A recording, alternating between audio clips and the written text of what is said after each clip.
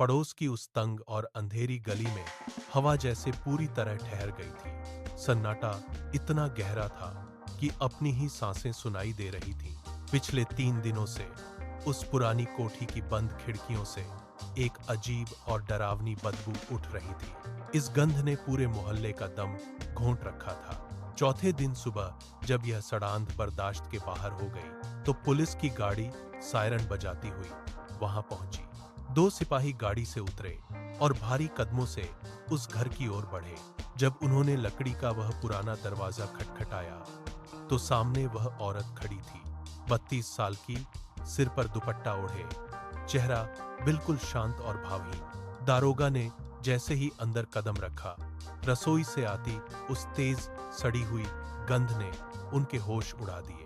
चूल्हे पर एक बहुत बड़ा पतीला रखा था जिसमें से उठती भाप ने पूरी रसोई को एक धुंधली चादर से ढक रखा था। पुलिस ने जब तलाशी शुरू की तो मंजर दिल दहला देने वाला था। रसोई के अलग अलग डब्बों में इंसानी जिस्म के टुकड़े भरे हुए थे। बाद में फॉरेंसिक रिपोर्ट ने इस भयानक सच की पुष्टि की कि ये टुकड़े उसी औरत के शौहर के थे जो बीते 5 साल से उस घर में रह रहा था। वह घर जो अब एक कत्लगाह बन चुका था। यह खौफनाक कहानी 5 साल पहले शुरू हुई थी। पहली शादी टूटने के बाद उसने इस मर्द से निकाह किया था।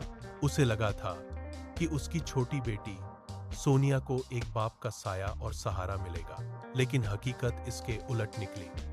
वह मर्द नशे का आदी था, दिन भर जुआ खेलता और घर आकर उसे बेरहमी से पीटता था।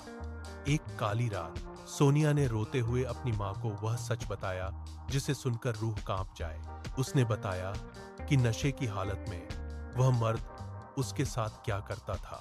उस पल मां के भीतर ममता की ममता मर गई और एक प्रतिशोधी ज्वाला जल उठी। योजना बनाई गई। चाय में नींद की गोलियां मिलाकर उसे बेहोश किया गया और फिर एक रस्सी से उसका गला घोंट दिया गया।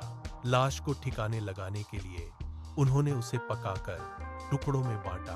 अदालत के कटघरे में जब दारोगा ने सवाल किया तो उस औरत ने बिना पलक झपकाए निडर होकर कहा, मैंने यह अपनी बेटी की अस्मत बचाने के लिए किया और मुझे इसका कोई पछतावा नहीं है। 2 साल की कानूनी जंग के बाद कोर्ट ने उसे रिहा कर दिया। वह औरत आज आजाद तो है, पर सोनिया गायब है। वह आज भी हर चौराहे पर अपनी बेटी को ढूंढती है, जबकि वह कोठी आज भी उस रात के सन्नाटे में डूबी खड़ी है।